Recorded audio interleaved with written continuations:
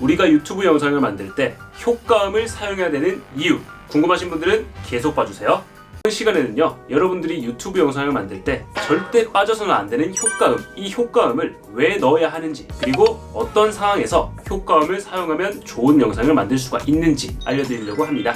제가 몇 주 동안 편집에 대한 이론을 설명하는 것은 여러분이 편집 실무 강의를 봤을 때 편집에 대한 기본적인 개념인 이론이 없다면 그 편집에 대한 기술을 여러분의 영상에 올바르게 접목을 하지 못하기 때문에 이렇게 기본 베이스를 깔아두고 가는 점 양해를 부탁드립니다.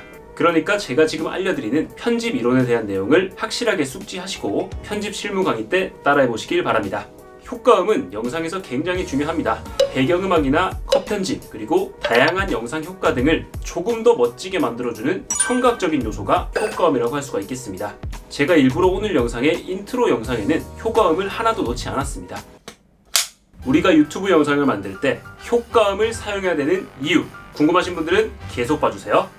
평소 영상과의 차이를 느끼셨나요? 확실히 평소보다는 임팩트가 없고 조금은 평범한 느낌의 인트로 영상이었다고 생각을 합니다. 이처럼 영상에서 효과음이라는 것은 사람에 대한 감정, 그리고 모션에 대한 감정, 여러분들이 사용하는 영상 자막에 대한 극대화를 노릴 수가 있기 때문에 영상을 편집하는 마지막 단계에서 효과음을 꼭 넣어주시는 게 조금은 더 임팩트 있는 영상을 만드는 방법이라고 할 수가 있겠습니다. 효과음이 이렇게 중요한 것도 알겠고 효과음을 사용하면 조금 더 상황을 극대화할 수 있는 것도 알겠는데 어떤 상황에서 효과음을 써주는 게 좋을까요? 먼저 여러분들이 영상에서 하는 중요한 말이 나오는 부분에 효과음을 넣어주시면 됩니다. 예를 들어서 썸네일이라는 말이 나올 때 이때 이 썸네일이라는 말이 나오는 그 구간에 썸네일이라는 단어가 조금은 더 부각돼서 들리는 효과를 가져올 수가 있고요. 여러분들이 사용하는 자막이나 사진이 등장하는 타이밍에 맞춰서 이렇게 효과음을 넣어주시면 여러분들이 사용하는 자막이나 사진 소스들에 대한 집중도가 높아지는 것을 볼 수가 있을 겁니다.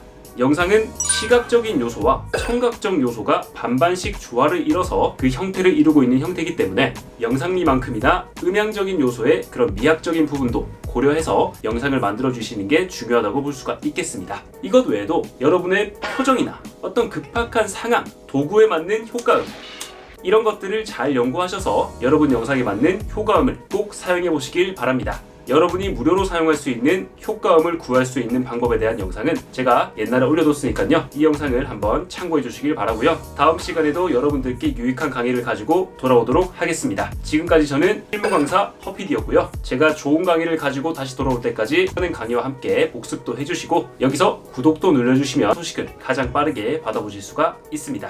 감사합니다.